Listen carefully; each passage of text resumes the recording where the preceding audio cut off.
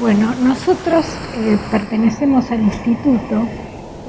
formamos parte del archivo documental del instituto que conserva colecciones de arquitectos, y ustedes se preguntarán desde esas colecciones de arquitectos cómo lo relacionamos con los viajeros, porque lo que nosotros conservamos en el archivo son colecciones de planos, las donaciones, algunas hechas por su familia, otros son documentos que llegaron al instituto, pero lo que hace el archivo es resguardar y mantener y difundir toda esa documentación como base de investigación. No solo hay planos, hay otros documentos escritos, materiales varios, y lo que nosotros venimos a traer acá es cómo hemos leído los viajes que han hecho estos arquitectos, cómo aparecen esos viajes en los documentos y cómo aparece esa mirada que traen, que llevan. Vamos a hacer un pequeño punteo de 2 o 3 casos en la obra producida.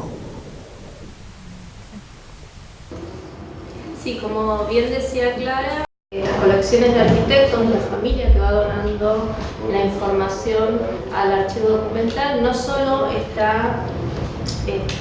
materializada por planos, sino que está integrada por cartas, fotos, recuerdos de viajes, y eso es lo que, dice Clara, hace interesante la mirada, ya no desde una mirada de solo investigación histórica hacia esas colecciones, sino ya una mirada que permite estas visiones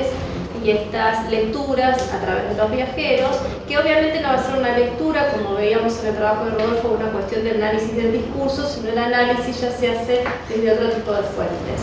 El caso del arquitecto León Duch fue sumamente interesante. La colección de León Duch fue traída por uno de sus hijos, y tuvimos el placer de trabajar esta colección con una de sus hijas que lamentablemente falleció un año después de haber sido expuesto todo el material.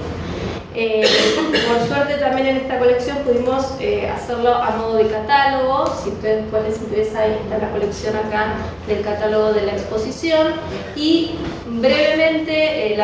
lo que tiene que ver con el arquitecto León Duch: es un arquitecto francés, no es un arquitecto argentino que se formó fuera, sino que es un arquitecto francés que visitó la Argentina en 1907, nació en 1890, visitó la Argentina en 1907, volvió a Francia, se formó en la cuna del academicismo en la Escuela de Bellas Artes de París, y volvió luego de hacer su servicio militar, ya radicándose para siempre y formando su familia aquí en Argentina. No pudo volver a causa de los inicios de la Primera Guerra Mundial. Allí vemos fotos. Bueno, él se estableció y formó su familia acá en Argentina. La primera foto de nosotros nos da mucho cariño porque es una foto en la que él está esperando junto a su esposa la visita del poeta García Lorca en el año 1933. Realmente es un arquitecto que, por lo que nos ha contado su hija, ha sido muy arraigado a lo que fue Argentina y lo que pudo producir en Argentina. Lamentablemente no tuvo su título habilitante para poder trabajar acá, pero sí en esta serie de Casas Serranas obtuvo el título como primer constructor de la provincia, lo cual nos permitió que realizara varias obras allí. Y lo interesante de la colección de León Duch, que vamos a ser muy breves en esta exposición, es que se formó en la cuna del academicismo, en la Escuela de Bellas Artes de París, por lo cual muchas de sus obras, que vamos a ver 2 ejemplos, son academicistas, básicamente las que trabajó las que desarrolló para la familia Duo. Pero en el caso de las Casas Serranas y en el caso de un conjunto de viviendas económicas, podemos ver todo lo que tuvo que ver con su formación en Europa y cómo él lo pudo traducir y reproducir desde nuestro regionalismo. En el caso de las Casas Serranas, obviamente estas casas tienen fuertes referencias hacia la arquitectura andaluza, hacia la arquitectura hispanoárabe en muchas de sus características, no solamente en características formales, sino en cuanto a características de diseño.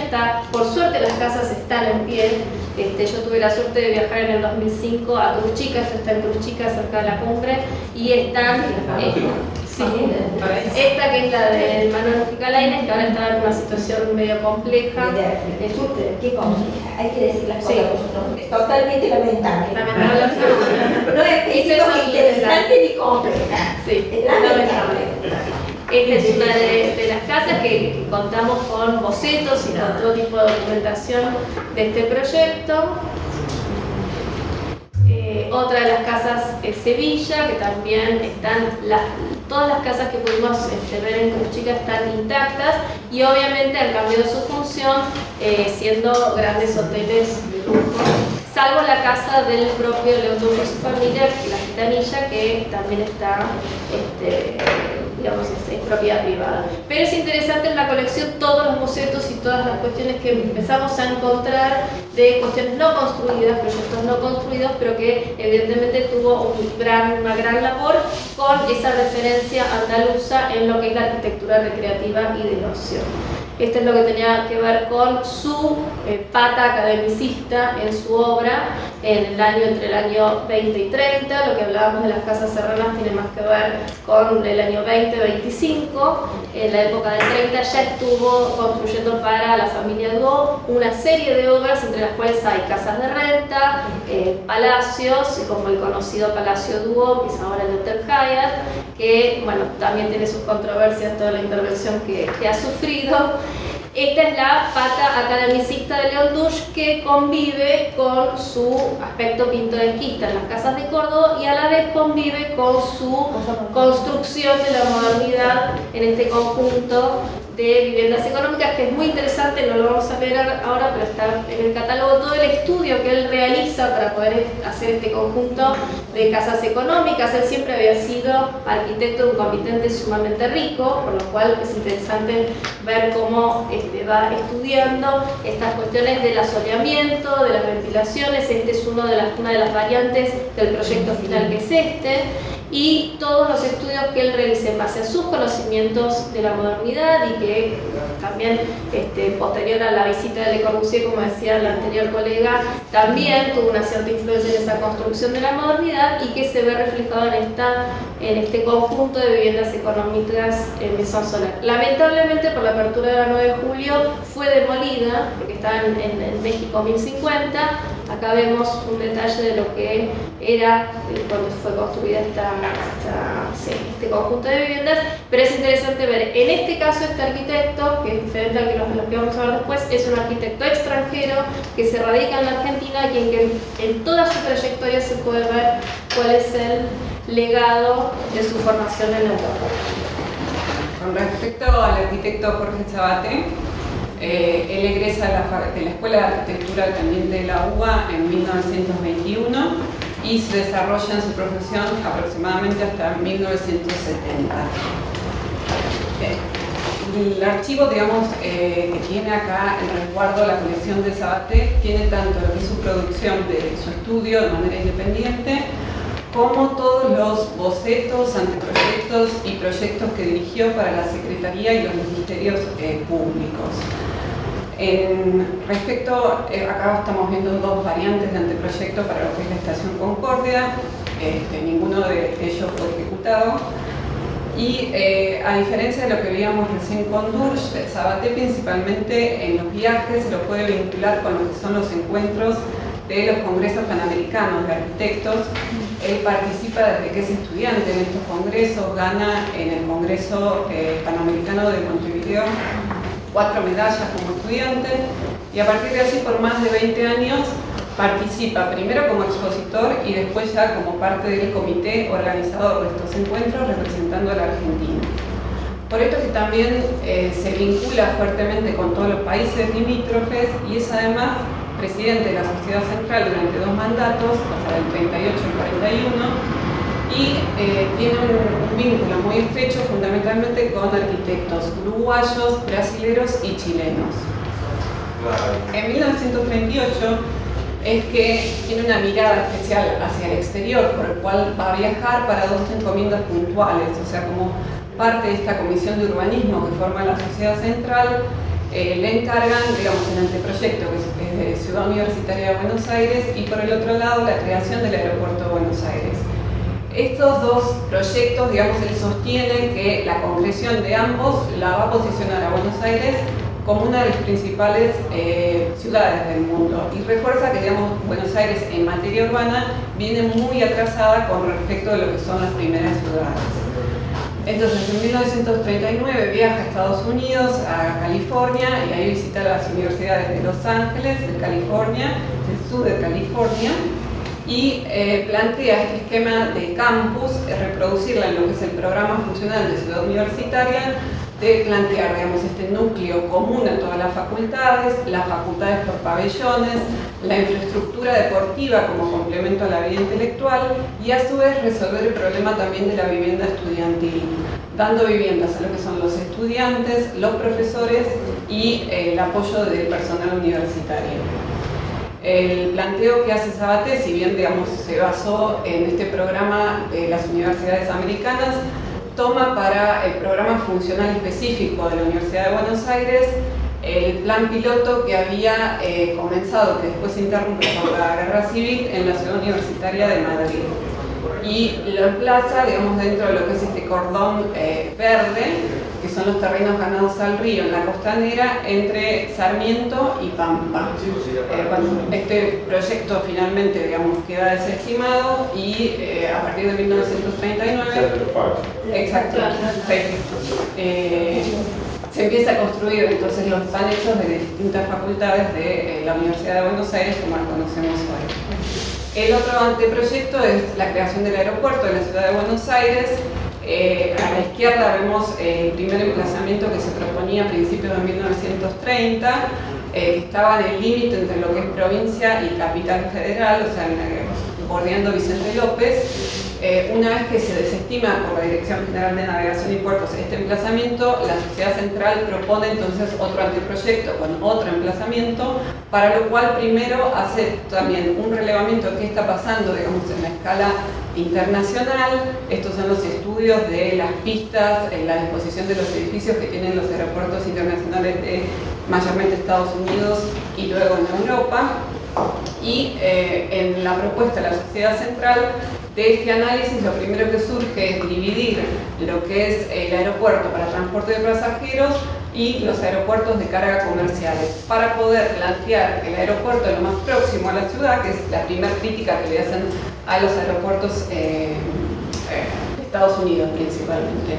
Y así, digamos, emplazan en esta propuesta el aeropuerto muy en la costanera sur, en lo que era el paseo de la costanera entre los límites de Caseros y Viamonte. Este proyecto de nuevo se desestima, esta isla artificial que ellos quieren crear, y ellos vuelven a tomar una referencia, un ejemplo extranjero, que es el nuevo aeropuerto de Tempelhof en Berlín, que está solo a 2 kilómetros del centro comercial de Berlín y funciona como un ejemplo de que se puede validar su propuesta. Finalmente, hacia fines del 40, se crea el aeropuerto Jorge Newbery, que todos nosotros conocemos hoy. Otro de los archivos que tenemos donado completamente por su familia es el archivo del arquitecto Morixe, Héctor Morixe. El arquitecto Morixe fue docente de este instituto, fue miembro del instituto, fue docente de historia, y en su archivo conservaba cuidadosamente separados materiales de los viajes que había efectuado. Lo que vemos acá son las primeras imágenes de un viaje hecho como estudiante a toda la zona de Egipto, Grecia, en donde recorrió los monumentos, las pirámides, templos griegos, y que pensamos, suponemos que pueden haber influenciado en su interés por el estudio de la historia de la arquitectura, materia a la cual se dedicó siempre, al mismo tiempo que mantenía un estudio profesional activo en la ciudad de Buenos Aires. Hizo muchísimas obras y fue un arquitecto que participó del movimiento moderno. Este viaje está completamente documentado, lo mismo que otro viaje que efectuaron Busquiazo, el arquitecto Busquiazo era director del instituto. Con él, en la década del 50 a Europa, recorrieron Francia, Italia, en donde fotografiaron y trajeron datos de numerosos edificios pertenecientes a la época medieval, iglesias góticas, barrocas, apuntados, que han servido seguramente para sus trabajos de cátedra y para los programas de la materia Historia de la Arquitectura. El arquitecto Morixe amplió esa experiencia y fue él el que llevó a sus alumnos en la década del 50 a hacer viajes por distintos lugares de provincias y provincia de Buenos Aires, a recorrer emplazamientos, a hacer viajes didácticos con los alumnos. Es decir, lo que él se había enriquecido con los viajes lo transmitió y lo produjo junto con sus alumnos. Hace sobremonte. Sí, pero los hacía con los alumnos. Y por último, este viaje que lo hizo como presidente de una delegación de arquitectos, lo hizo como representante para la inauguración de Brasilia en los años 60, que era una experiencia de arquitectura contemporánea, edificios impactantes, de los cuales él hizo un informe para la facultad, un informe para las cátedras, para los profesores, y transmitió esa experiencia. A mí, de todos los archivos de arquitectos, en todos ellos aparece el aspecto del viaje y cómo el viaje modifica su mirada. Cómo el viaje, este es Morixe en el viaje están en un anfiteatro griego, creo que es Efeso, cuando todavía era estudiante. Entonces, si bien no han dejado, salvo estas libretitas de los lugares donde estuvo, un relato de sus viajes, en el caso de ellos, en el caso de otros como Bunge, que no lo incluimos acá, que viajó y se formó en Alemania y volvió a trabajar en Argentina, es ese viaje el que ha influido en su producción y es su formación la que influye en cómo ellos ven los lugares recorridos. Bueno, esto es algo de las muchas miradas y capas, no sé si capas es la palabra correcta, y aspectos que podemos encontrar dentro de los archivos documentales, porque al ser colecciones completas, como el caso de Mauricio Sabaté, que la familia conservó, que era su escritorio, su oficina, todos sus papeles, una época en que todo se dibujaba, no había ninguna cosa en computadora, ni impresa, ni digital. La conservación completa de esos archivos tiene una riqueza muy grande, porque así como viajaban aparecen colecciones de revistas, entonces uno puede ir rastreando hacia qué interés se movía o quiénes influenciaban su mirada. Porque bueno, uno, como dice Calvino, el viaje es el viajero y vemos lo que somos.